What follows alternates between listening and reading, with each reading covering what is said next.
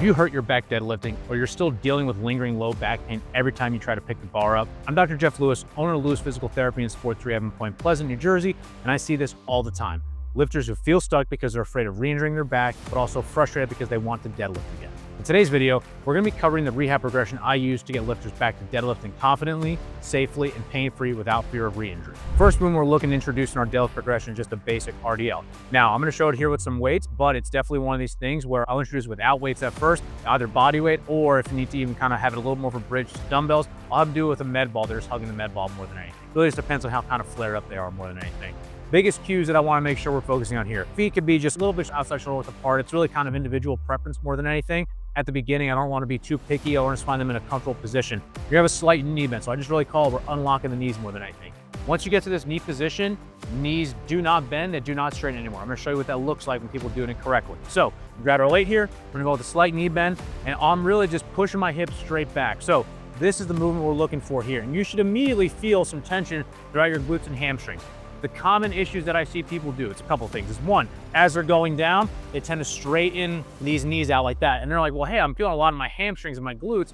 Yes, you can feel when you straighten your knees out, but now it's not an true RDL more than anything. So you want to keep that slight knee bend or going into that RDL position. I tell people just go to mid shin. Typically in this early stage, if you try to go past mid shin, you're probably gonna get a lot more back compensation than you want. So again, slight knee bend, going down to mid shin. We want to make sure what we're not doing is as we're going down, we're not turning it into a squat. So again, two biggest compensations I see. As people go down, they try to straighten out like this. We don't want that. And as they go down, they try to turn into a squat. We also do not want that. The next variation we're going to look to introduce is a landmine variation. Now, well, I'll say with the landmine, you can do a lot of different stuff. You can go kickstand, you can go single leg, you can go double leg. I don't really typically do that, but usually kickstand and single leg are the two that I go for.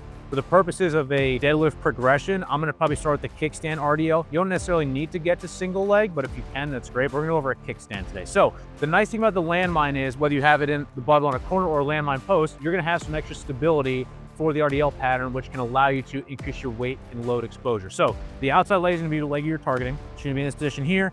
Inside hand holds the barbell.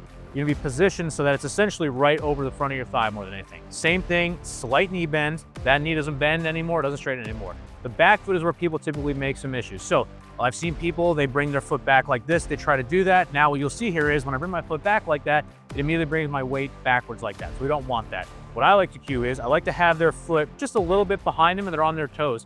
So that back foot is really just there for balance, a kickstand more than anything. So what that's going to look like here, slight knee bend, it's the same RDL movement going down over this leg here. So again, it should be the outside of the leg. You're getting that glute, probably a little bit of some upper hamstring involvement here, going down, going up. Again, mid shin is as far as I like to go. And you can take it to a single leg variation if you want, where you take this leg out. I am okay with just sticking with kickstand for a while because you're going to be able to load it a lot higher than a single leg right out of the way. Because again, yes, you're going to get some extra stability from the landmine, but single leg is still going to be a lot more challenging from a balance standpoint. So lastly, we have one of my favorite variations that you can do as early in the rehab process as is tolerable for the patient, and you can progress throughout the entire time. And that's an isometric rack pull more than anything. So all you need is some type of immovable surface or object. So in this case, we have the safety bars, and then a barbell. And that's really all you need. The reason I like to do this and try to do it as early on as possible, long duration isometrics have been proven to help with the overall pain relief and pain response. You have someone that's pretty irritated at the beginning. It's a bit of a judgment call of how soon we introduce this, but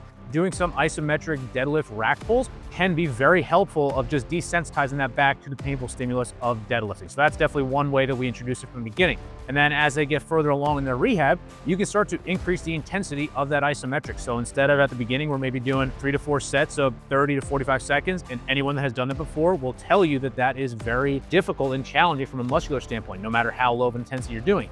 And then we're going to gradually start to increase that intensity. So we're going to drop the duration at the same time. So maybe it's more 20 seconds and then 10 seconds, 5 seconds, so much higher stimulus. So what that's going to look like, first you're going to grab the bar here. We're going to set pretty much directly underneath the pins here, the safety pins, okay? Same thing, get your feet set up in the position that you feel comfortable with. I typically like to take more of a clean deadlift stance, which again, it's much more individual preference. What we don't want is we don't want you to pull into this from your back.